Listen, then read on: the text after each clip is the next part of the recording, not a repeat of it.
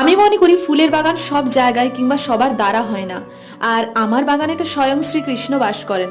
আসলে তিনিই তো এই প্রকৃতির সৃষ্টিকর্তা। যে বাগানটা তোমরা 60 সেকেন্ডে দেখছো, এটা কিন্তু 60 সেকেন্ডে হয়নি। এর পিছনে লেগেছে প্রচুর পরিশ্রম, ধৈর্য, যত্ন আর ভালোবাসা। আর এই যে মানুষটাকে দেখছো গাছের পরিচর্যা করছে, এ হলো আমার বাবা, যাকে দেখেই শেখা আমার এই বাগান তৈরি করা।